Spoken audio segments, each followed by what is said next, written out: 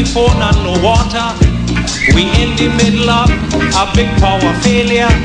I'm sorry, but the breakdown is governmental, and it's because of fatigue, physical and mental. It's useless that we continue to blame a horse that is tired and almost lame. If government can't cope nowadays, the nation could send them for holidays. Now this is not an overthrow. I am saying that we must kick them out just so. So please don't jump to any hasty conclusion and cause any confusion. But they exhausted from working too long, so before they suffer from a nervous breakdown, as a loving nation we all could now suggest that Dr. William and the PNM take a rest.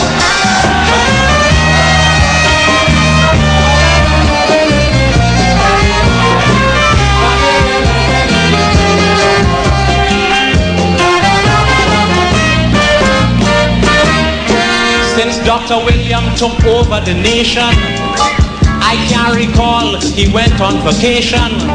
In the last decade I heard him repeat that he willing to take a back seat. So read between the lines, friends, and understand that these are the words of a tired man. So the next sober thing left to do is for the nation to say a hearty thank you. So you see, this is not an overthrow, but if they're tired, I don't see why they can't go. And all who feel that I am anti-PNM, well, I got some news for them. You see, all of them who don't want him to go, they get accustomed to the free Kyoko. But I suggesting a nice rest now for the doc, before the poor man drop down on the walk.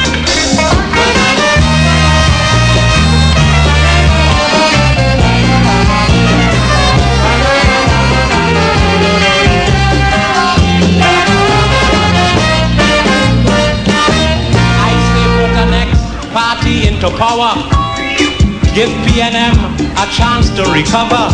Let that new party know that they can't be slack, that PNM on holidays and they put tax back.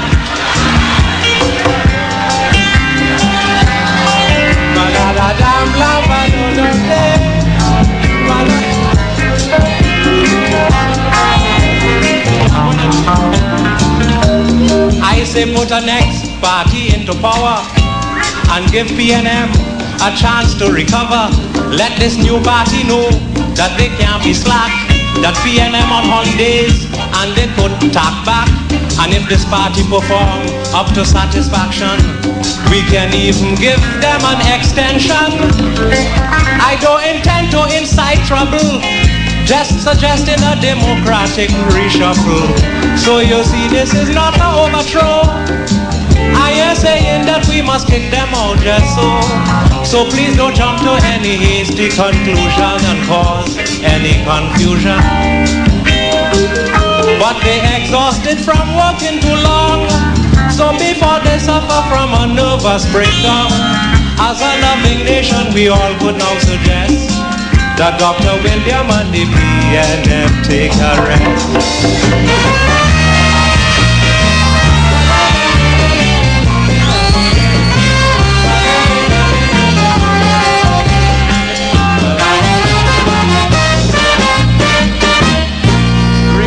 It was under your guidance that we achieved independence, along with free secondary education and an increase in old people pension. But morality in public affairs was replaced by corruption in recent years. And then the word started to spread around that Dr. William know and he encouraging wrong. So Dr. William, please make haste. I am suggesting that you now bow out in grace, because I heard it and I don't like the rumor that you're a backseat driver.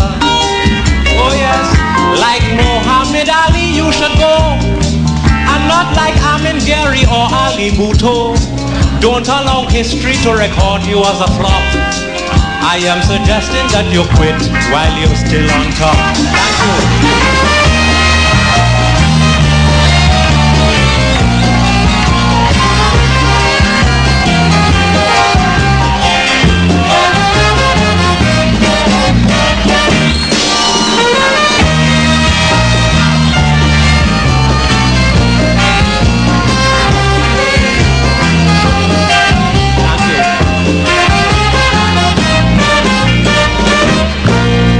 Dr. Williams took over the nation. I can't recall he went on vacation. In the last decade, I heard him repeat that he willing to take a back seat. So read between the lines, friends, and understand that these are the words of a tired man. So the next sober thing left to do is for the nation to say a hearty thank you. Now this is not an overthrow, but if they're tired, I don't see why they can't go. And all who feel that I am anti-PNM, well, I have some news for them. You see, all of them who don't want him to go, they get accustomed to the free Coke. But I suggesting a nice rest now for the doc, before the poor man drop down on the walk. Thank you very much.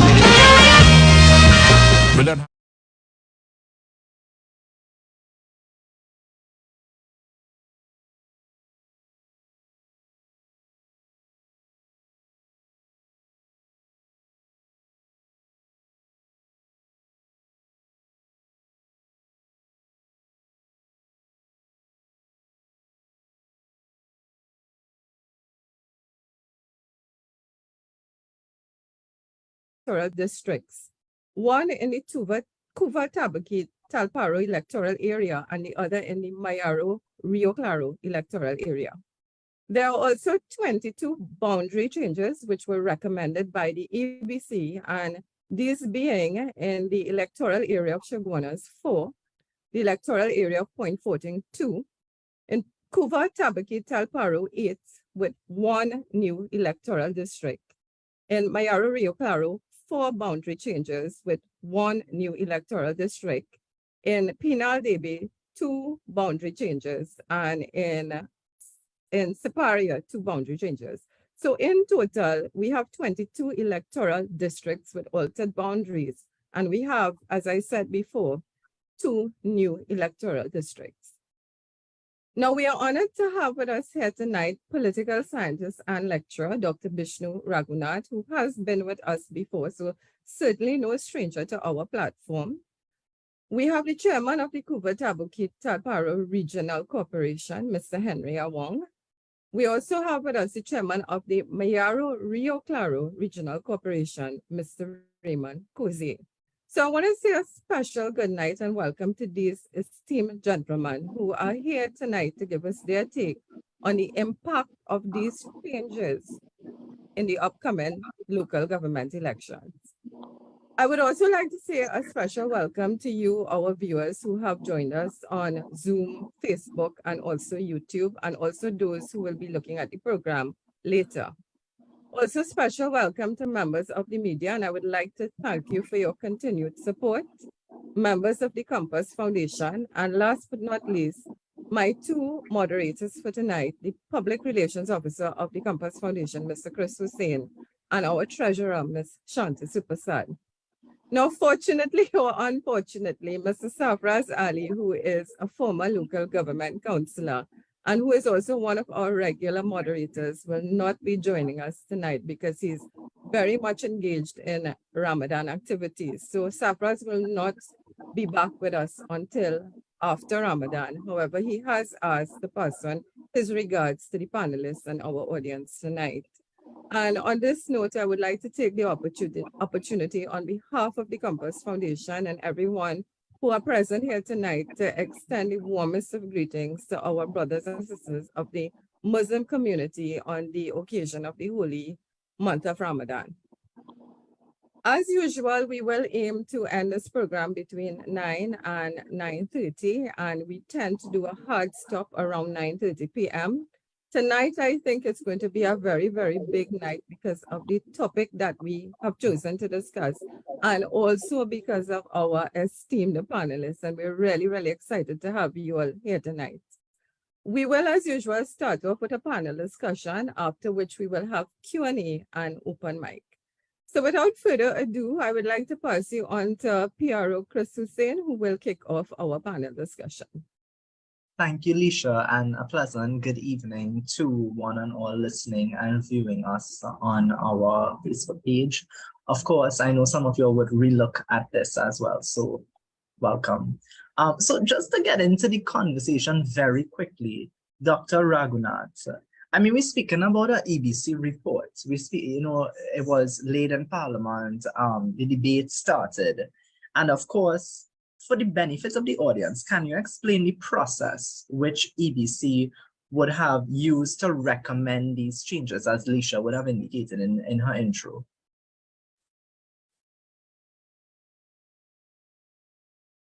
You're unmuted. Yeah. Good evening to your fellow panelists and your viewers.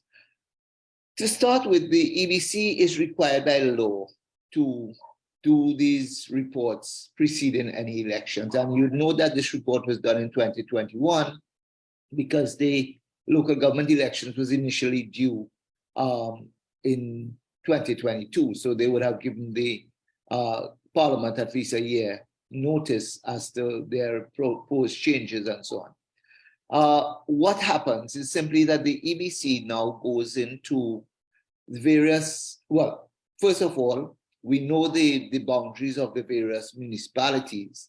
So the boundaries of the municipalities are not changing per se. But having said that, the EBC will now have to go in there and look at population densities within the various electoral districts. And in talking about population densities within the electoral districts, they will then decide whether or not some electoral districts would have more, a larger population than other electoral districts within the same municipality. And I say this because it's very important that we understand that, for instance, Chairman Awong is here, and he will tell you that he has the largest regional corporation in Trinidad, but yet still he only has 14, as at this point in time, municipal electoral districts, whereas smaller ones have, well, 12 and 10 and so forth. So he's going to have to say, well, look, I am not being equally treated. But again, the boundaries of the municipalities does not change per se based on these reports. What changes would be the boundaries of the electoral districts in order that they stabilize the voters. And in other words, let's just assume, and we're using wrong numbers here, let's just assume that a municipality has 100,000 people and you divided it into 10 electoral districts. What they will do is simply make sure that, okay, we now go at 10,000 per district, but we'll give the we'll allow for a 25% upper and a 25% lower. So in some instances, it could be down to 7,500, and in other instances, it could be up to 12,500. And that's the 25-25. But the most important thing is that you try to stabilize as close to that 10,000 limit or average. And in that regard, what they have done is simply go into certain municipalities, and then they will then now decide, okay, so if one electoral district has a lot more people than it should, it's above that 25% range, they will now try to shift people around. And in shifting people around, what they do is shift around polling divisions. So they'll take a polling division and move it from one electoral district to another electoral district, and thereupon try to get closer to the average around in all the polling divisions. When, for instance, you realize that you are with the average, and you can't get beyond that 25% above or lower, let's just assume you're getting above, then that is the time when you now say, okay, fine, let us now create a new electoral district. And that is what the EBC has done. Now, having said that, and I know this will come later on in the conversation, does this create an advantage for one party or another? And my data suggests to me, yes, this has created certain advantages, but we'll talk about that later. But as for the start, this is how it is done. Dr. Ragat, good night. So there was an article in the Guardian this week, and they quoted you saying that shifting the electoral boundaries could result in the PNM making inroads into these corporations currently governed by the UNC. Can you elaborate on this further?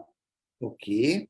So in the case of 𝚂𝚎𝚒𝚒𝚘𝚗𝚒, they have decided to create a new electoral district. And I'm not sure exactly what's the name of the new district, but the point about it is that they have taken polling divisions out of what was formerly California Point Lisas, and they have taken polling divisions out of the 𝗂𝗣𝗣𝗢 electoral district. And they have put those to make that new electoral district. And maybe Chairman Awang might tell me the name of that new electoral district. I can't remember it offhand. It's 𝚂𝚢 West Roystonia. 𝚂𝚢 West Roystonia. And in the context of having taken all of these polling divisions, in fact, it's 2, 4, 6, 8, 10, 11 from California Point Lisas and 3 from 𝗂𝗣𝗣𝗢, what they have done is shifted these people into one electoral district. Now, Chairman Awang will tell you, for instance, that the UNC had held all 14 electoral districts in the last local government election. By creating this additional district, what they have done is what the data shows. If the voting patterns remain the same as they were in the 2021, the last local government poll, then 2019, what we're going to find is simply that some of these polling divisions were heavily skewed towards the PNM as opposed to the UNC. Now, the polling divisions, for instance, and I'll give you some figures, for instance. In polling division 3121, the UNC got 57 votes in the last election. PNM got 279. In polling division 3123, the UNC got 15. PNM got 132. And so those were the kinds of skews that we saw in terms of some of those polling divisions that have been moved from, well, into the new electoral district. And those from California Point Lisas. In the case of, now, having said that, what we have seen, and based on my calculations, based on the voting patterns, based on the voting numbers in the last election, my calculations tells me that, for instance, the PNM could come out about 500 votes ahead of the UNC in this new electoral district. So in a way, what they have done is created an electoral district that could probably give the PNM 1 seat in the 𝚂𝚎𝚒𝚒𝚗𝚒𝚗𝚒 Regional Corporation. When you look at the 𝚂𝚎 Corporation, 𝚂𝚎 Rio Claro, and I think they have created a new district called 𝚂𝚎 North, I think it is. And they've taken 2 polling divisions from Cocal and 2 polling divisions from 𝚂𝚎Guayguayari. And in those 4 polling divisions that are now coming to merge to find the new 𝚂𝚎 North electoral district,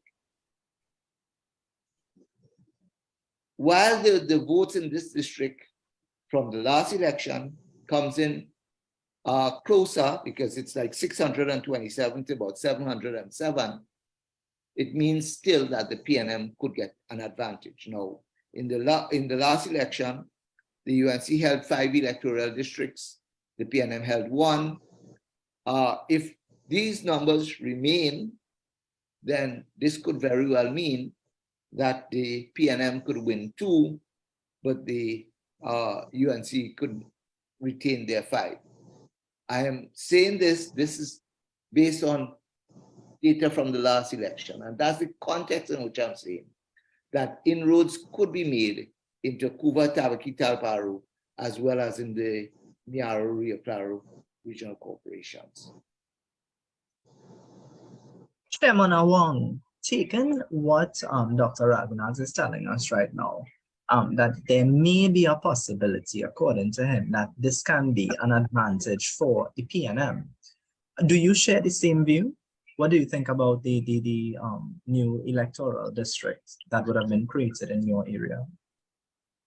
Well, pleasant good evening to the panel, fellow panelists, and to those listening in. The figures may reflect what Dr. Raghunath is indicating based on the last 2019 elections. However, we as a party, as UNC and councillors, we continue to work in those particular areas as well.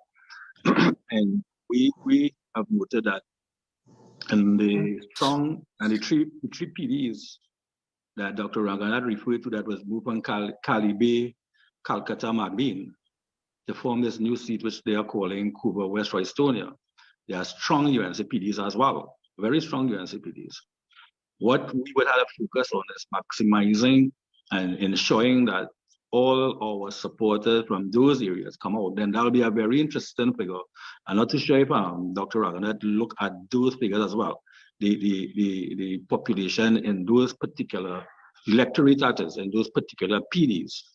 So we have looked at that, and we have started already to do groundwork in some of those areas, and the response to us is very, very, very, very good. So regardless of what the figures may say based on the 2019 elections, we are prepared, and the councillors for those particular areas, we are prepared to do the ground battle that will be needed. And in so doing, I'm certain that we can take that new seat as well, regardless of what the figures are saying from 2019. Chairman �y'𝚎𝚒, I want to bring you in as well. I see your colleague here, Chairman Awang, he's quite taken up the challenge. He's saying, well, don't worry, we will have to see on that day, we might be told. What do you think about that? Do you think that this creates an advantage for the PNM, or do you welcome the seat and see this as no big issue? Good evening to the panel, and I'm thankful for the opportunity. And of course, we must be prepared for that battle. We have already analyzed all the statistics. It's about 104 votes difference, and just as my comrade Awang, there are areas that are very, very strong UNC areas, and to me it was clinically done, where the PNM votes are put in a particular way, and I think is really an opportunity that they think that the PNM could have another councillor in the council. But I am very, very, very adamant and determined to take on that battle, because I am very optimistic about taking on that challenge and be successful. Well, you know, I must say though, the answers being given here tonight, I'm excited to see this challenge as well, and I like the approach so far. But Dr. Raghunath, I don't know if you remembered, but you were on a particular episode where we discussed the constitution pertaining to the selection of the president. And there is an elephant in the room, and we cannot also dismiss the conversation that is having in the public domain, that there's a new president who is was appointed, would have been installed recently. And of course, this would have been done by this present government. We would have discussed an entire episode about if it's ethical, if it should be, if it can't be, if it's possible, and all of that. But not to get completely into that, but seeing that the president appoints the EBC and the EBC recommendations shift in polling divisions, how do you feel this is going to play out in our politics right now? Well, the thing about it is that we have to be wary of the fact that the EBC, the commissioners on the EBC are appointed by the president. Correct. The commissioners, however, are supposed to be advised and directed by the administrative staff in the Elections and Boundaries Commission, who are still supposed to be non-partisan, if we want to put it like that. So from that perspective, we have to say that, bearing in mind that the commissioners may have their own personal biases, they are still to be advised by the administrative staff and the chief elections officer and his staff, who will do this work clinically and who are not supposed to be engaged in some form of gerrymandering. Because this is what we call gerrymandering. When you're shifting boundaries and you're shifting polling divisions to give a particular party, a special advantage. Yes. Okay. So it is in that context that we will only assume that the EBC did its work to the best of its ability, and notwithstanding who the commissioners are, they would have made the recommendations. The commission, of course, now has to go and sell that to the they present it to the parliament has to accept it. And it's normal that whatever recommendations coming from the EBC are accepted by the parliament. So this is one of the concerns that we will have to bear in mind as we go forward into the future. I'm not getting involved whether the new president will change any commissioners.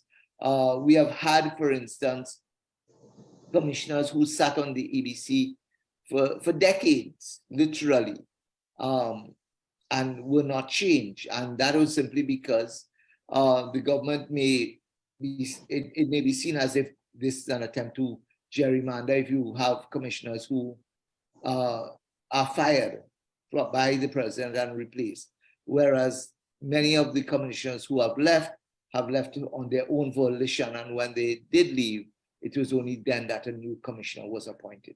So that's the context in which we have to look at what is happening. I will not say that the new president will immediately go and try to influence the commissions and the independence of the commissions, but bear in mind that commissions also have to work with their administration within their respective organizations. All right, I would like to just come in here. And well, first of all, I want to say good night to all our viewers on social media. The last time I checked, we had just a little over 100 people live with us, and the live is building up, right? So welcome to everybody. It really is a pleasure to have you all here. Now, just being devil's advocate, right? As Chris would have mentioned, so we have a government, the PNM in this case, who appoints the president. And then we have the president appointed by the PNM who appoints the EBC. And the EBC now recommends the shifts in polling divisions. So how can we reasonably conclude that gerrymandering has not taken place? I would like to throw that question out, right? And added to that, this is a question I want particularly the chairman of the regional corporations to answer, right? Given that there's a perception of the EBC being biased, and therefore the likelihood of gerrymandering will occur, what steps can opposition parties take to level the playing field? Long and short, how do we deal with the possibility of gerrymandering, which puts us at an unfair advantage? So perhaps maybe we could start. Dr. Raghunath, I don't know if you have any comments to make on that before we go to the chairman. I would like to hear what the chairman have to say on that. All right. So, Chairman Awong, my question again, right? Given there's a perception of the EBC being partisan, and therefore the likelihood of gerrymandering will occur, what steps can opposition parties take to level the playing field? How do we deal with that? Outside of the people power, where people advocacy come into play, and people stand up and protest and raise their voices, I know the party that I belong to always boasts about having very good lawyers. So I would expect that to come into play as well. I would expect the courts to come into play as well once that is proven that there is gerrymandering taking place. When I look at the creation of this new seat, Cougar West Royston, I was, you know, I thought about that. That came to mind, you know, because how come you remove, I think it's 10 PDs, Dr. Agua could correct me, there's not the figures before me, from California Point Resource, which is the HDC housing area, and merge it with Roystonia, which also is a sort of HDC development. And it's known that those areas could be PNM leaning, and of all the whole other 14 electoral district within the region, and Dr. Raghunath rightly says one of the largest region in Trinidad, the second largest, that is, geographically speaking, and end up just that particular area that you find that there's where you can create areas. So the question of gerrymandering comes to mind. However, I would not have the facts of say that I am certain that it is, but I know there are people in my organization who would have that kind of skills, and they are trained in those things that will be able to speak more to that. Chairman �y'Kosey, if you can maybe comment, and given the fact that you are dealing with a marginal corporation, so we're looking very closely at what is going on in Mayaro Rio Claro. So, in addition to what Chairman Awong said, right, I'm in full support of what he said, but let me just analyze the perception of gerrymandering, right? Because let's say one was saying, why you come with gerrymandering? Why you come with that statement? How you reach to say that it is gerrymandering, right? But so let's say in Mayaro Rio Claro, right? We have 6 districts, and all the other areas like Beach, Sharma, Ecclesville, Rio Claro North, all those areas are controlled by the United National Congress. Rio Claro South, only area and coca trafficking. PNM had controlled that for the previous 2 years, and this term, UNC took it over. And the only area they choose to place an additional seat is an area where that it is, according to, based on the statistics, it shows that the PNM is going to benefit. Beach had a number of voters also. Why didn't do that in Beach, right? And so, to me, we cannot see any other proof that yes, there is that. But to me, there's the perception of that gerrymandering in favor of the getting another seat in the local government region of Mayaro Rio Claro, because what another seat? What is the real benefit of another seat in the Mayaro Rio Claro Regional Corporation? What does that change? What betterment does that do? You know, what is the great need for having another seat, right? And just benefiting, according to the vote statistics, the PNM. So to me, when I analyze all those things and I try to justify the need for another seat, I am seeing it is perception to me that it is favoring. It is a move to favor the People's National Movement. And then also in going through the report, I made some research in the report that was submitted. And I am seeing areas that no one lives, the community don't exist anymore, no houses are there, and that area is still showing voters there. So the job wasn't even properly done. My question is directed to the two councillors, the two head of the corporations. How does these additional districts in your corporations affect the release of funding? What do you foresee is going to happen? Because we always hear corporations complaining about funding from central government to local government corporations. What do you foresee happening with now additional district within your corporations? So if I should go first, right? In terms of the operationalization of services, is the same area, right? It's not an additional space. It's an additional name of a space, to explain, right? So in terms of providing of services, there is no additional cost to that. There's an additional cost to salaries or stipend, right? You have to pay an additional representative. You have to pay additional secretary. You have to rent additional office. So those are some of the additional costs that would come to the corporation in terms of the services to the roads and the drains and those situations, the recreation ground, the cemeteries, the parks. No addition has been added to that situation, but just the additional representative and a different new space that is taken. Yeah. Chairman Awong, what are your thoughts on this? Well, I have always been clamoring and saying, as in the public domain, that my regional corporation is severely, deprived of the adequate resources to address the needs and concerns of the people within the region.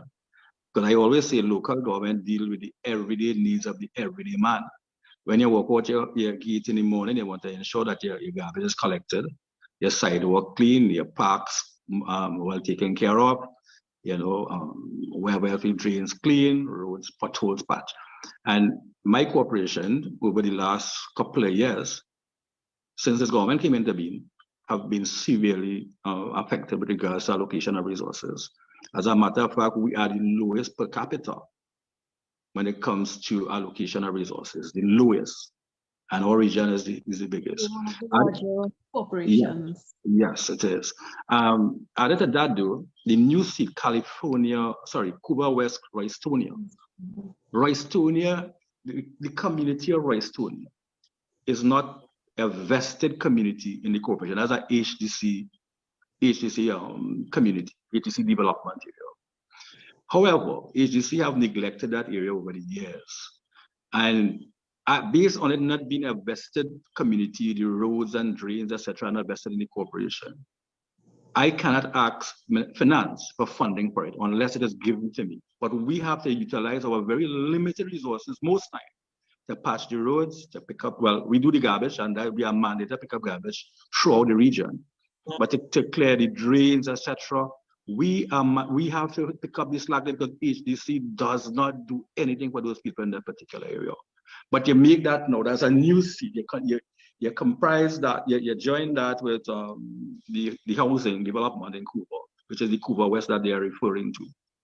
So my thing is, give us the responsibility by means of having it vested, and give us resources to address the needs and concerns of those people within the Roystonia area. So yes, there's an issue of adequate funding. It's going to be increased because that is now referred to as Cuba, West Roystonia. So we would have to address the needs and concerns of the people in Roystonia. We're doing it already on a limited scale with limited resources, but it will now become something that will be at the top of the agenda for us to deal with. And so yes, so we'll continue to advocate for more resources, for adequate funding. You can't give me a per capita just $500 per capita when you're giving Port Spain 4,000 plus. You know, and that is the thing that we have picked up, and well, I want to use a strong word, the geographical discrimination against rural control corporations, like the one that I head at this time. We are 70% rural. 𝚂𝚎𝚊𝚕 𝙲𝚘𝚗𝚟𝚎 You bring up a very interesting point about geographical discrimination, and I really would like to hear what Dr. Raghunath has to say on that, because the opposition has cemented that argument several times. I mean, in political platforms in Parliament. But Dr. Raghunath, what you have to say about the geographical representation? You think that exists in Trinidad and Tobago? Really and truly, that should be a question for the politicians, not for the political scientists. But the point about it here is simply one that says that we have to be realistic, and we have to look at how we look at the distribution of state resources. And clearly there's a case to be made for more resources to be placed per capita, as Chairman Awang would have said, within certain municipalities. Of course, there's that concern as to whether the government will say that they alone have that responsibility. Now, bear in mind, for instance, we could always say that some corporations, although they're rural, could fall into the PNM hands. We've seen Sangre Grande, for instance, at one point in time was PNM. Rio Claro, Miaro at one point in time had a tie, 3-3, I think it was. And it was by the drawing of straws, I think, that we settled that one. Siparia at one point in time was deemed to be one of those things that, or one of those regional corporations that rural, but again, was held by the PNM. So I don't want to say that it is a clear-cut case of discrimination in one way or the other, but there is a case to be made. Yes, there's the unequal distribution of resources amongst local government authorities in how we get things done. I mean, when you look, for instance, at 𝚤𝚤 Martin, the 𝚤𝚤 Martin Regional Corporation, which has what? 89,000 voters. Compare that to, well, we here with Cuba Talakit, 152,000. Compare that to Penal Debe with 78,000. And we could ask ourselves, even those instances, whether Ryan Rampersad, all the men, Angie Benjamin, Nazmul Mohammed. So thank you all so much for joining us. We will be getting into the Q&A and open mic very shortly. I'm seeing the questions already building up on the chats. Please feel free to add your questions, as well as if anyone would like to make a contribution, raise your hand. But before we get into the Q&A and open mic, I do have one final question for Dr. Raghunath. Now, Dr. Raghunath, we are seeing, as we normally see, the emergence of several smaller parties like PEP and NTA. What impact do you anticipate these small parties will have in the upcoming local government elections, if any? Well, this is a challenge when we look at some of these smaller parties and how they would have been started and what has been their focus. Now, for instance, let me give you from a different point of view. There was one time in San Fernando, for instance, you had the Borough Action Team, which was a San Fernando-based party, and that contested elections. And because they were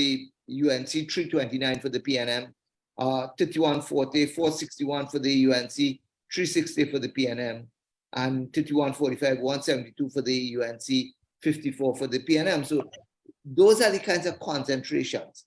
Now we remember, for instance, when we had the by-election in the Penal Corporation last year, in fact, Philip Alexander came on stream and boasted, well, we beat the PNM. We got more votes in that by-election than the PNM did. But the point about it, their concentration, however, was a lot smaller within that, but they still lost badly to the UNC. And that's the kind of challenge we really face in terms of those smaller parties.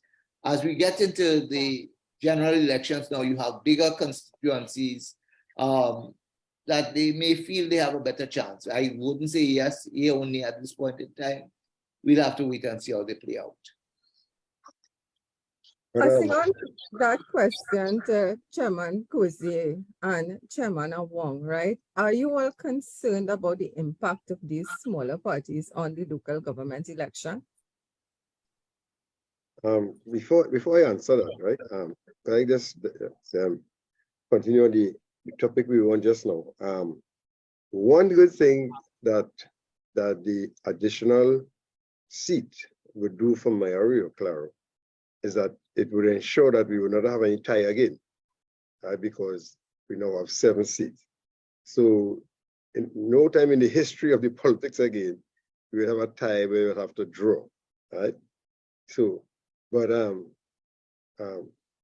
if the government really want to do any justice to local government, the adjustment of boundaries is nowhere close that they should start. There are too many more important things to be done to local government, to make local government more meaningful, to make local government really function in the name it carries. We are a government, local government, and there's so much more things to put in place to make us really function as a local government with the authority, the financial resources, the competences, the competent officers, the competent structures. It's so many different things to be added to local government to really make us function effectively.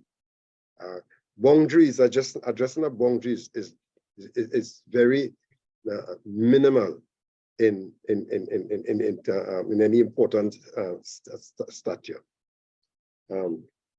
So I just thought I should say that because local government has been really neglected for over how many umpteen years. Since 2015, the PNM said they're going to decentralize local government, change this, do that. And 8 years after, we still are the same place, or even worse in some situations, right? Because it has gotten worse because so many officers has retired, no replacement. So much corporations are suffering because equipment are not working, no material, no money, no funds to purchase new materials. We are in a extremely struggling place. So that part of the reform it's really of no much value. So to the question you just asked, what's the question you asked, sorry? Small parties. Are you at Small all parties. concerned about small No. parties having an impact in the local government election? No, I am not concerned about small parties. Although at the last some years ago when ILP came out, ILP caused some destruction to us. A few seats that ILP caused some serious concern, but I'm not seeing any party with that kind of traction, that kind of, or generating that kind of interest as what ILP did.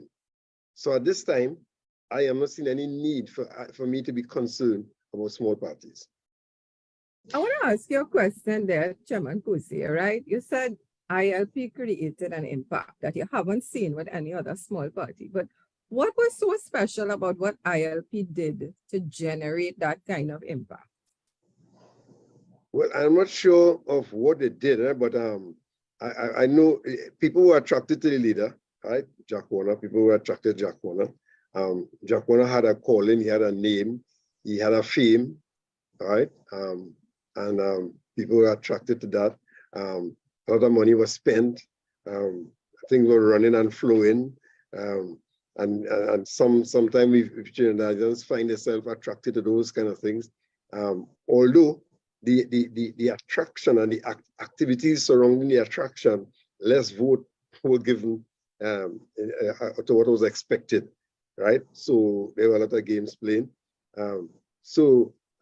It came out with a big flair and offices all over the place and vehicles and giving this one car to drive and this one and money spending. So it created a stir. So I am not seeing that that level of stir again that the UNC, the United National Congress, should be concerned about any of those small parties. Dr. Raghunath, I may be biased in saying this, but I know you are the guru of local government. Just going back to what Chairman Kusey said, that shifting the boundaries doesn't start with local government reform, doesn't start with shifting the boundaries. What are your views on this? Where do you think reform of local government should start with? Well, I mean, for all intents and purposes, what Chairman has said there reflects something. I mean, I did my PhD way back in 1992, and I was tracing the history of local government since 1952 onwards. And what we found then is simply that once money became no problem in Trinidad, once we got to the oil boom in the 70s, local government was literally emasculated. And once the local government was emasculated, everybody was told, well, look, why bother go to the local government authority? Come to central government, come to the minister, come to this, and you'll get. So you want a playground, whereas local government is responsible for the playgrounds and parks. You want a playground, forget the local government, come straight to the ministry. And that's where we need now to go back now to ask ourselves whether we need to further to properly decentralize and give the authority and the autonomy to local government. Now, Chairman spoke about the issue of financial autonomy and so on. And of course, there's also always going to be the to and fro of that from a political party position. The government, for instance, we heard the Prime Minister say, once we get property tax on stream, local government will have that funding and so on. I am not sure that that's where it's going to start. Knowing the way our government has operated, knowing the financial constraints, I don't think there's going to be decentralization of that degree of financial autonomy to local government authorities. It's still going to be centralized. But again, several of the things that was said both by Chairman Awang and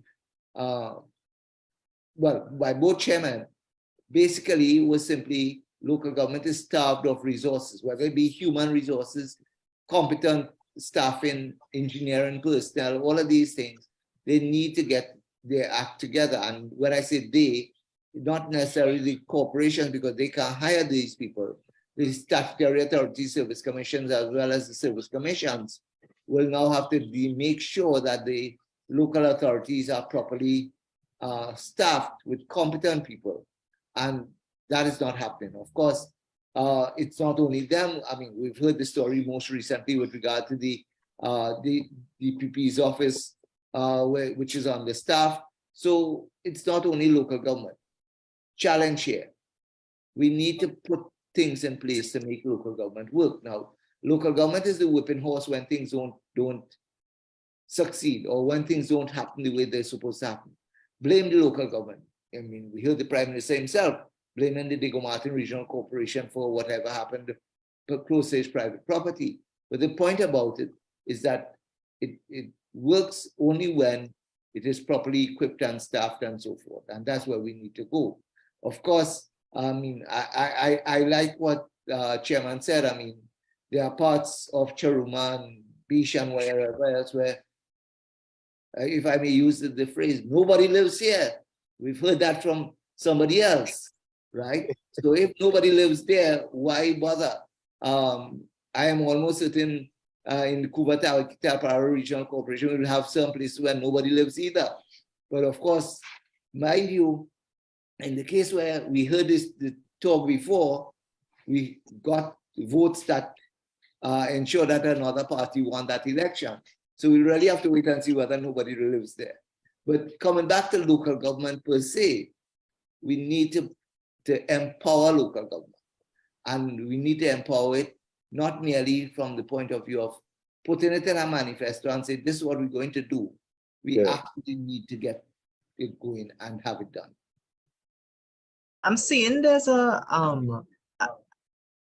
I saw that Chairman Awang, I think you wanted to intervene. Did you want to intervene? I saw that you were going to say something, perhaps. Yes. I would like to, and I just want to go back to the whole issue of allocation of resources before I come to some of the other things I want to say. In 𝚂𝚤𝚢𝚒𝚗𝚒𝚗 Regional Corporation, each councillor have an average of 10,000 electors within their various respective electoral districts. 10,000. That's an average. As compared to Point Fortin and Port Elizabeth, which have an average of 3,000. Arima, the average in Arima is around 4,000. Right? So that's a disadvantage to people in corporations like mine, whereby one councillor have to address the needs and concerns of over 10,000 electors. And in other corporations, they're just 3,000, 4,000. Now, our salary is the same. Let me just put that on the table. Our salary is the same. The councillor, you know, Cuba doesn't get more money and the councillor don't get a read more for only 4,000. But the point I want to make is that if we average a 4,000 electors per district in Cuba, then we will have 30 councillors to service the 𝚂𝚤𝚢𝚒𝚗𝚒𝚗 region. We should have 30 councillors. But that's a very interesting thing. Yeah, it is. You know, and if we're speaking about aligning boundaries and fixing the whole thing with EBC and local government reform and everything, we had to fix that as well. We had to fix that because 10,000 people coming at it through with limited resources, while some fellas only had 3,000 people as electors. That's a disadvantage of people in my corporation. You know, and those are things that have to be to fix according to my comrade Kozia. Another thing I want to talk a bit about is the disrespect for local government by the present government. And I'll tell you what I mean. So we had a little glimmer of hope recently when the government said that they're going to create this special purpose company and place it under the Ministry of Rural Development and Local Government. So, and they was going to start off that company with $200 million to address secondary roads in the country. While is the view, and my view is that they should have given that to local government instead of this special purpose company. However, we will still contend and say, okay, it's rural development and local government. We may get a little piece of the pie because our areas are severely under-resourced. lo and behold, recently, you move that $200 million, or you move the special purpose company from the Ministry of, from local government and rural development and local government, and put it under the Ministry of Works and Transport. The $200 million that would have gone to repair secondary roads. Our corporation and corporations are capable, given the resources, to manage projects. 200 million divided by 14 corporations is not that much anyhow. But we'd have been happy to have that to address the road condition within our region. And we have significant road issues, bridges. We have 130 landslides created from last year, November to now, because the big rains in October, November of last year. And the allocation I'm going to give you is under roads and bridges. That's your allocation. This year we were allocated, I think it was $9 million under that vote to be divided by 14 to address roads, bridges, landslide, and everything within your region. So this respect for local government, we speak about local government reform, but your action doesn't show that you're really interested in local government reform. And I say you, I mean in the government of meeting. Sorry. Another quick point I want to make though is the whole issue of recreation grounds and everything else. Right now, my council is begging sandpit owners for sand to prepare recreation grounds. We're begging sandpit owners because the government have not allocated any funding for the corporation to purchase material or to rent and or lease equipment to assist in repairing the recreation grounds in our area. We have 104 recreation grounds that fall within the regional corporation of 𝚂𝚒𝚒𝚒𝚒𝚒𝚒𝚒𝚒𝚒𝚒𝚒𝚒𝚒40 of those play Premier League cricket.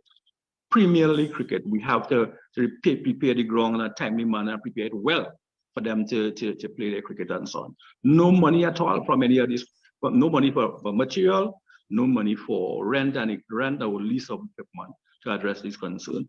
So it's difficult, and when we speak about local government, and Dr. Raghunath is correct, local government get the blues for everything. You ain't get no water in your pipe, you're calling your councillor, and the councillor is doing nothing about it. We can't tell them we're not WASA, you know, we had to call WASA, we had to have all these fellas in WASA number, call them, and come areas haven't received water, Brasso, for almost 3 weeks now. And who they'll call? Not WASA. They wouldn't call the minister, they will call the councillor for the area. First port of call is the councillor. So yes, we're not in a too good place, but we have hope that one day this thing will change, not in the too distant future, probably in 2025 when we fix this thing. So I wanna, sorry, go ahead, Chairman. Yeah, you know, I must come in here, you know, because you know it is we are really disrespected by central government, right? And the electorates don't understand that. They don't understand what the local government bodies are dealing with. And just like what my brother Awong said, we, for the past month, we have been asking clubs to purchase sand for their ground. We to purchase the sand or make whatever arrangement for the sand, and we use our equipment, because we have one truck working, and we can't even assist them in transporting the sand that they would arrange, because if that one truck breaks down, we don't have anything to transport the equipment to assist all the other grounds. So we have been begging them to see how they make arrangement to get their own fill, and we spread it, right? So what they do understand that. They were saying that, oh, Chairman, all you're fixing the ground, all you're doing, look at this condition of the ground. Over the past 6 years, we haven't received any money to purchase a sand fill to repair grounds, right? And this is what we have to face with. So I must strengthen that point raised by Chairman Awong, right? That money that was given to a special company, why wasn't that money given to the regional corporations? We have done good box drains, good retaining walls, paved roads, all contracts that SRC company would be embarking on. We have tried, tested, and proven our competence and our capacity to engage contractual arrangement with contractors to do those same jobs. Why bring in a new company to do that, right? So we are really disrespected. Look, recently, the Maya recreation ground, for years, all these years, all the heights of Mayaro sporting era, that ground was not lighted. So recently, the Maya recreation ground is the Mayaro Regional Corporation ground.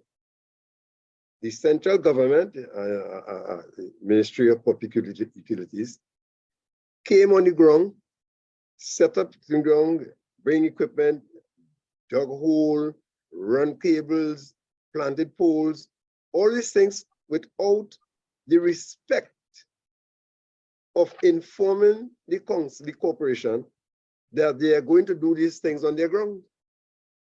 And all this were done, lights installed, and when they finish, send a letter to the corporation to sign, to agree to have the lights connected on the ground, you know.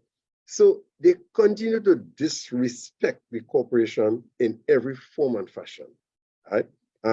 We have 76 vehicles, two mechanics to service 76 vehicles, right?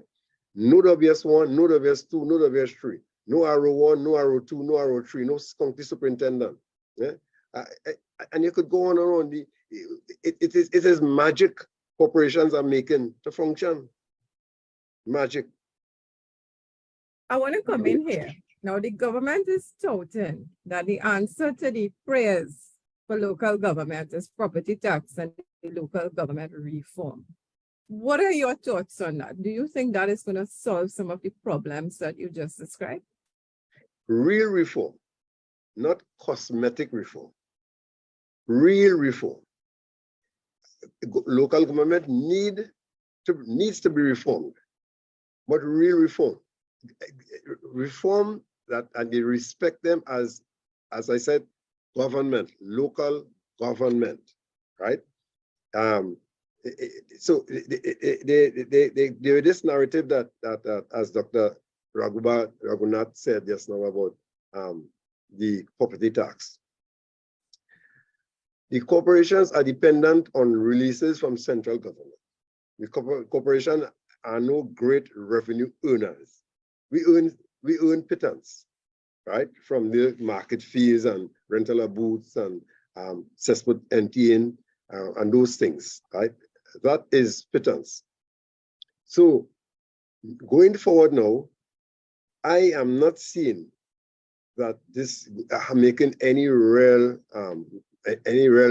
meaningful change, because this property tax that I would be responsible for collecting from them, unless they're going to say, okay, in Rio Claro, BP taxes will go to the regional corporation. Would they say that? They wouldn't say that, right? So we only depend on the small $1,000 or $2,000 from people. That I am not seeing that making any meaningful contribution towards being able to manage the resources. So local government reform, we need real reform. We need to decentralize and not give us crumbs and just a name. We need to have the full autonomy and responsibility of the region, right? And the financial resources, the competencies, you know, the competent officers, funding to train people and train officers and train workers, you know, because we must be embarking on training, right? And those kinds of meaningful systems and resources has to be added to the local government bodies for reform to be of any meaningfulness. But local government reform is deeply needed, but not the cosmetic thing that they are embarking on. I would like to throw that question out to the other panelists. Any comments on the property tax and the local government reform that is being proposed being the solution to some of the problems that are being experienced right now with local government? I don't know if you all have any thoughts on that. My take on property taxes, they are claiming that the property tax will go back to the respective regional corporations. However, from what I saw in the documents is that it will go into a pool, and then there's a formula to distribute after. And that's where the thing there's where it will be very difficult. Because you have to go into this pool and the formula to distribute after. I remember we pay a tax at the gas station pumps, what is called Road Improvement Fund, the RIF. But we didn't see better roads. The roads, I think we're still paying that tax, right? And the roads are still as it is, you know, lead with potholes, etc. So this thing about into a pool and then a formula to distribute, that's what I'm scared about, really scared about that. After that, I don't think now is the time to introduce property tax at all. Because we just recently, the RIC having this consultation about increasing the TNTech electricity rates. So we adding things upon one another, and people losing jobs. Thousands of jobs was lost in the Point Lisas area that falls within my corporation. People come to the corporation every day looking for employment. Every day, hundreds of people looking for employment because the fallout from what's happening at Point Lisas and Point of Pierre, the refinery, that's right down there, that's in my region as well. People come to the corporation. So there's an issue of people losing jobs. Thousands of persons have lost their jobs. And you want to implement property tax and you want to implement the hike in electricity rates, etc. Those are things that we can't afford to do right now. So my take on property tax and thing is just that you're putting that in the pool and then a formula distribute. Nah. If you come down to doing it, give it to me one time. Don't put it in no pool and then a formula distribute.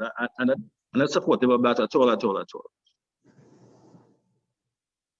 Okay, so I'm just and local government reform. Let me just say this quickly. Go ahead, sure. Like local government in 2003, Dr. Raghunath would know. We had consultation upon consultation with regards to local government reform. We had Rennie Dumas, we had 𝚂𝚎 we had whoever before, green paper, white paper, all the paper. And up to now, we're still where we are at this point. Like, only reform we saw is when UNC came into power, where councillors was given respect by giving them an office and a secretary. Prior to that, I used to see people under a mango tree in my car trunk, pull up, stamp, write a letter for them, stamp it in the car, hand them it. We had, that was the order of the day until the UNC came in power. We were given offices and also a secretary to assist us in the work that we do. And of course, we had the proportional representation that came in, where aldermen is allocated based on that. So the reform under the PNM is just I say that we did not. Dr. Raghunath, do you have any comments at all on the proposed local government reform or property tax?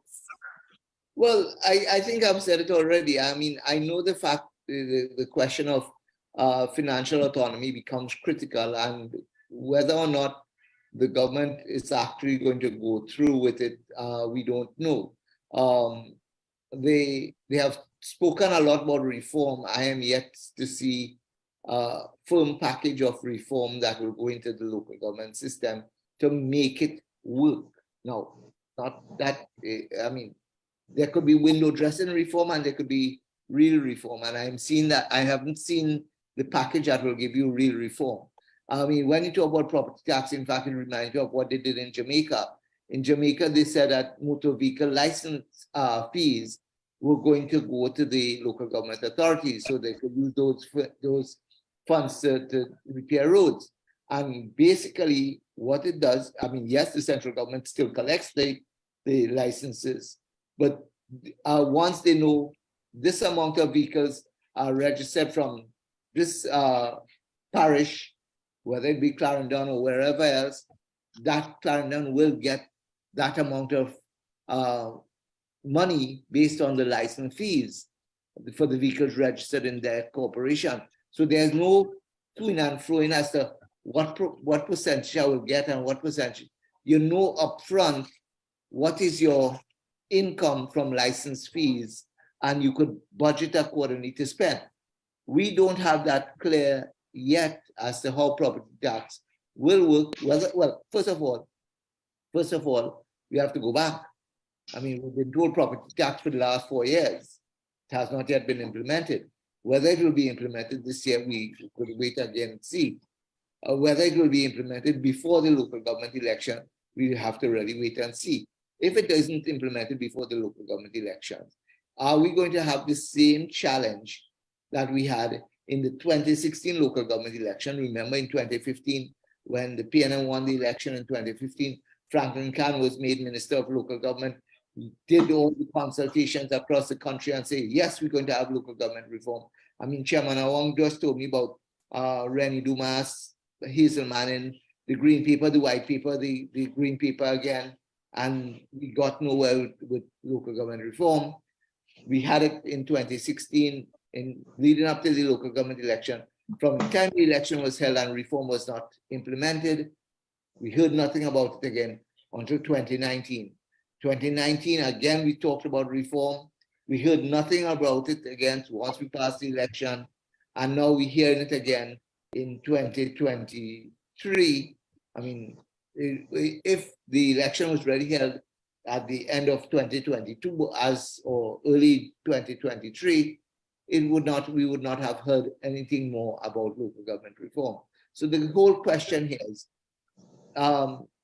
and it's the same thing not only in Trinidad and Tobago, because we had the Tobago Autonomy Bill, all the debates and everything that went in before the January 2021 election. Then they talked about it, pushing it, let's reform it for the December election. Now that the elections are over, we have heard nothing more about it. So it's a normal modus operandi from the government to promise that we'll get reform and we don't get it. So I'm not holding my breath. If it comes, well, then we're going to look at it critically. If it doesn't come, well, then we have to work with what we have. I hear the chairman of the various corporations complaining and being of concern, and they have every right to be of concern. But again, maybe I hear Chairman Awang saying, maybe after 2025, I suppose he's projecting a different party in central government. But then maybe if we get a different party in central government in 2025, Chairman Awang, then we'll have 3 regional corporations where the 𝚂𝚎𝚒𝚒𝚗𝚒𝚗𝚒𝚗 Regional Corporation currently exists. Dr. Raja, you know, in 1990, when the Local Government Act came into being, 1990, under the NAR, it was 2, you know, it was 𝚂𝚎 and 𝚎𝚒𝚒𝚒𝚗𝚒𝚒𝚗𝚒. Yeah, it was 2. And I'm the view that we should link 𝚂𝚎 from 𝚎𝚒𝚒𝚒𝚒𝚗𝚒. 𝚂𝚎 is more urban. There's a different kind of attention that 𝚂𝚎 needs other than 𝚎𝚒𝚒𝚒𝚒𝚒𝚗, which is probably 95% rural, you know. And but when PNM came in power in 1992, 91, they merged the two. They merged the two corporations and make it 𝚂𝚎 𝚎𝚒𝚒𝚒𝚒𝚗. But under the NAR, it was supposed to be 2, 𝚂𝚎 and 𝚎𝚒𝚒𝚒𝚒𝚒𝚗. And Chairman Awang, it brings into the question of the inequity of property tax. How much revenue are we going to collect from the rural areas? And So that's a good that question. Of property tax coming in. That's a really good question as well. Because sometimes in rural areas, you'll have a street, and I'll just use one road in particular, like I say, Allen Road. That road is about 2 miles long, but you may have about 10 houses. As against the populated area, there's a street by just 1/4 mile, and it have probably close to 50, 60 houses on that particular street.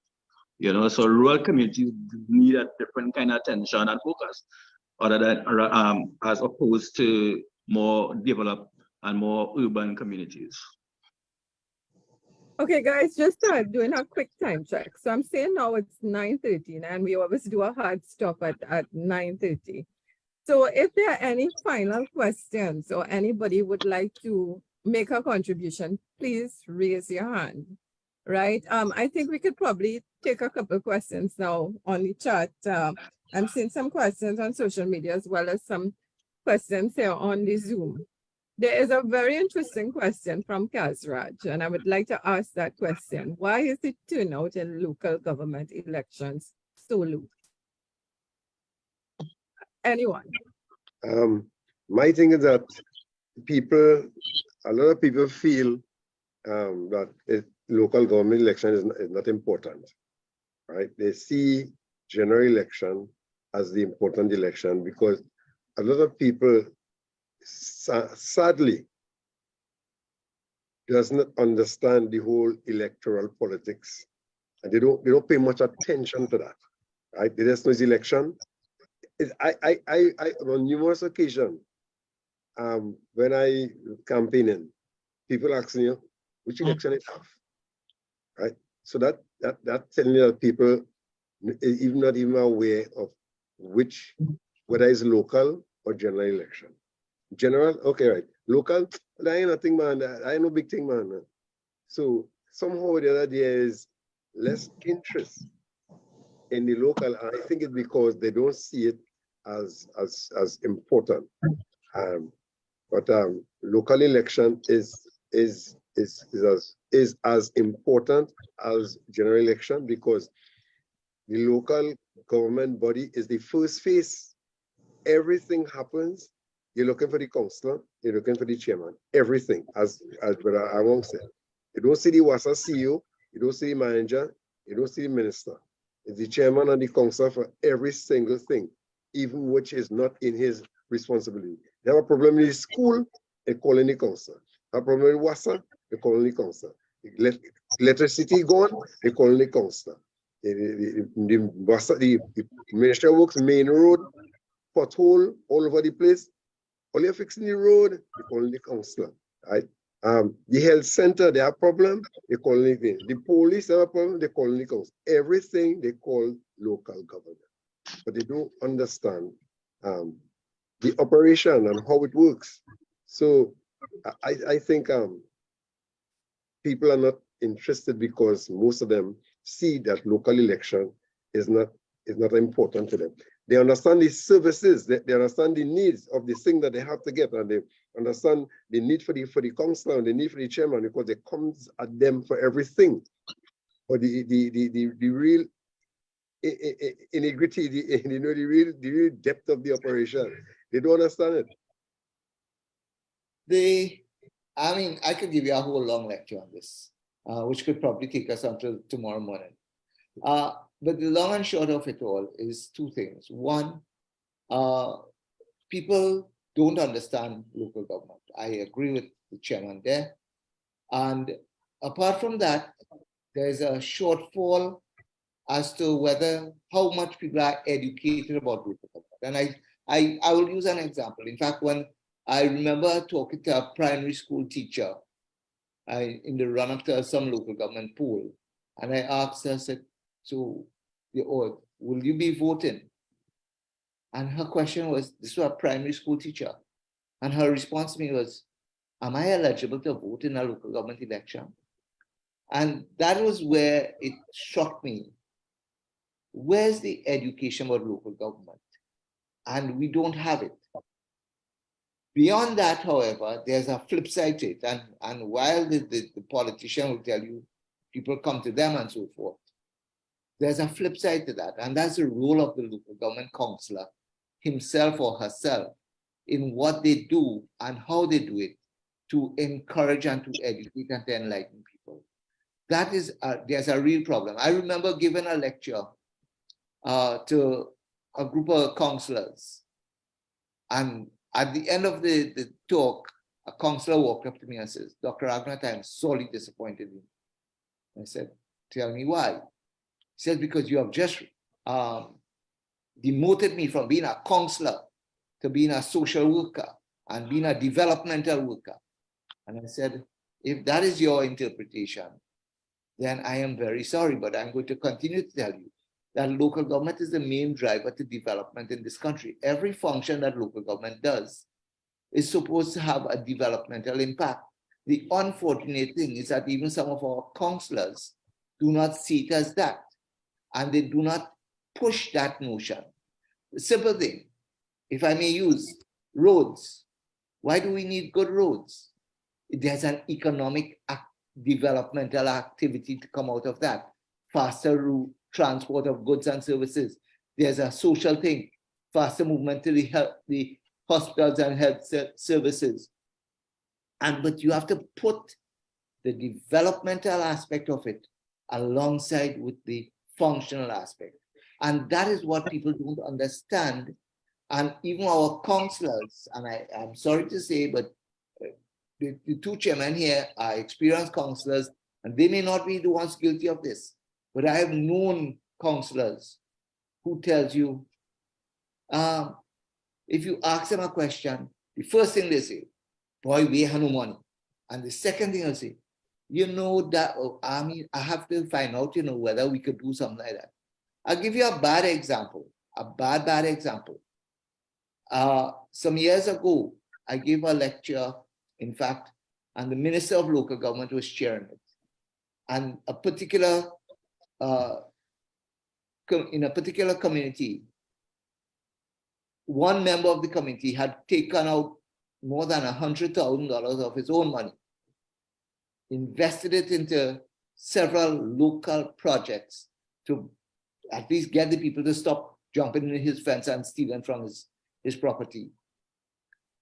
And when he invited me to tour it, and I toured the various projects, and when I came down, I asked them, the villagers, what does your local government councillor say to this? And they say he has no interest. And I remember giving that example at a meeting chaired by the Minister of Local Government. I wouldn't call his name right now. And when the minister, when I presented it and I returned to my seat, the minister peered through the audience and looked for the councillor, because I told them which way it was and everything. Look for the councillor and motion the councillor come to me. Councillor came up on the stage and he asked, what do you know about this? That small thing, man, just like that, and dismissed it. And that is where we have a problem with, even with some of our councillors. And that is where part of the problem lies.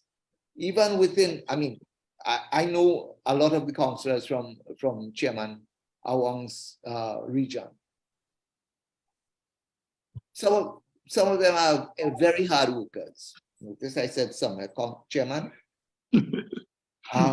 But again, there leaves room for improvement in others.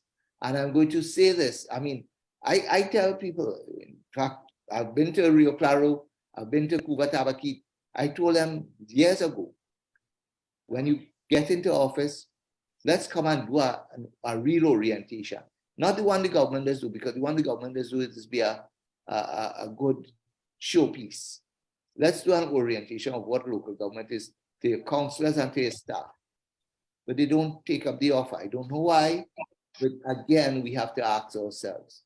The problem lies on both sides. The citizenry is uneducated, uninformed, unenlightened. The councillors are not necessarily helping the situation in general. So I will say this, that is my take on it. We need to move forward. Local government is a strong vehicle for development, but it has to be empowered, and the people have to know what it is. I end by saying one thing. In Belize, for instance, it is in the law that every councillor must have a meeting once every quarter within their electoral district. We don't have that law here. But ask people, when last the council had a meeting? We're coming up to elections, we might see more meetings now. But we need to start thinking where there's that accountability aspect of it. So I'll stop there. I said too much already. No, we appreciate, at least I appreciate the frankness and the honesty. This is what this program is about, right? But having said all of that, time check again, it's now 9:23. So I think we're gonna maybe look to wrap up. So I would like to give our chairman, maybe starting with Councillor Chairman Awang, right, the opportunity to make some closing remarks. I'm so happy for the opportunity to express some point of views on this program. I must commend you and your team. I just tell Dr. Raghunath very early in my tenure, I learned one thing from him.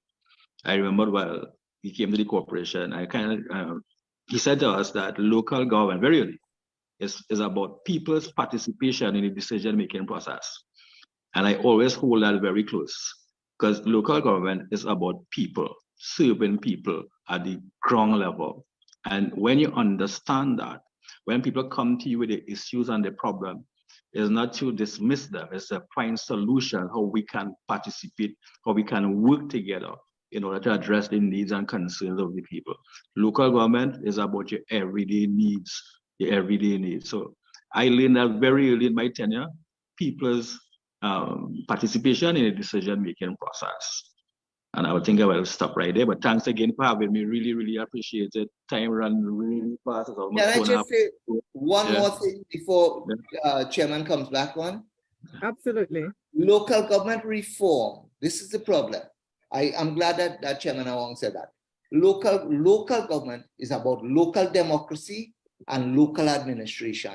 Local government reform in Trinidad and Tobago, the way it has been projected, has been focused on local administration, not on the democratic aspect of it. And that's part of our biggest problem, because people are only concerned about how can we make the delivery of services more important, and again, avoiding the people's participation in the process. So I hand over to Chairman. Yes, Dr. Raghunath. I learned that very early from you as well.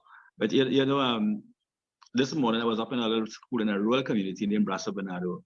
They had this motivational function for the kids who were doing the 𝚂𝚎 tomorrow. There's just 6 of them in 𝚤𝚒𝚒𝚗.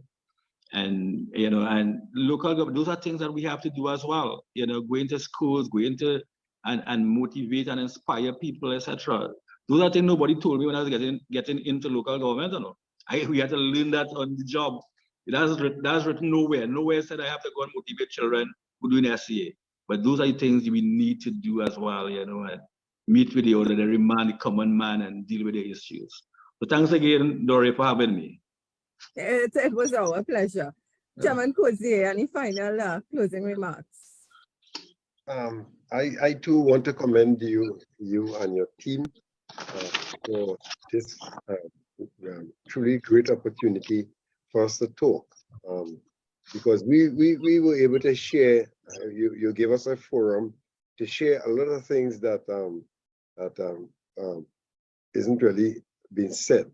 I did videos during my time, this tenure here, trying to explain to the electorates the function of local government, the function of how the corporation operate, how funding is given to the corporation, how projects are chosen, where we get funds from.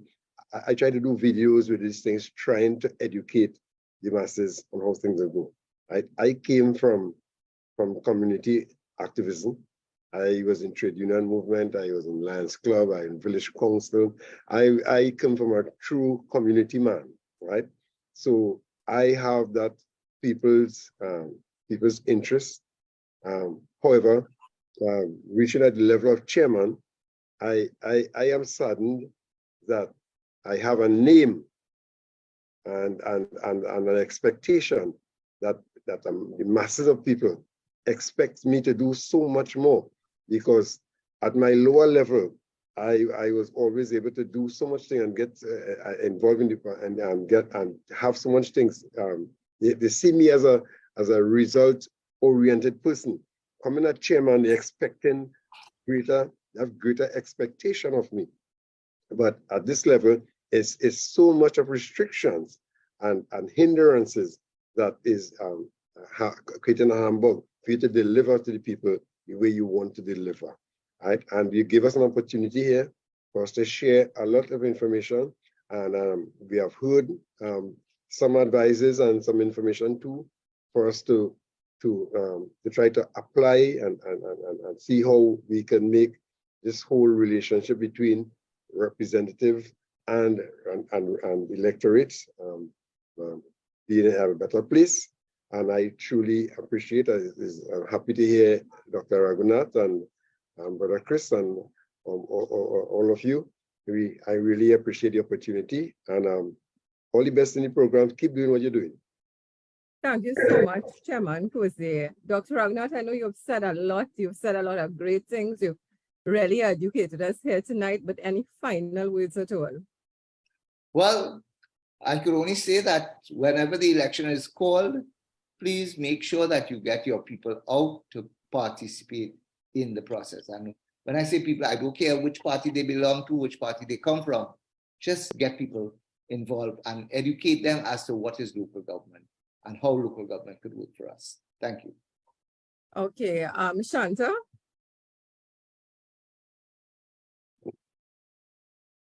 I would just like to thank Dr. Raghunath for always accepting our invitation to be on Critical Conversations, especially this program, as I personally consider him the doctor and the guru of local government. So we are always grateful to have you on our show, Doc. To the two chairmen, thank you guys for being here. It's always different for a change to have those persons who are on the ground with persons to be part of our conversation. So thank you guys so much for sharing these aspects, the challenges that you have faced within your respective corporations. To our audience, I just want to wish you guys a happy 𝚂𝚒𝚒𝚒𝚗𝚒𝚗𝚒. I would just like to recognize that the upcoming holiday and bring greetings to those persons. That's all. Okay, before I pass you over to our PRO, Chris, to close off, I just want to say this conversation was really a pleasure. It was an absolute pleasure having our three esteemed panelists here tonight. And if there's one thing that I think I will remember from this conversation is Dr. Raghunath's statement that local government is the main driver to development in the country. And I fully endorse that. It's very, very important. And we agree there is a need to build better awareness on this area of local government. And we hope that this program somehow has helped. This is the second installment that we've had on local government, and there will be more to come.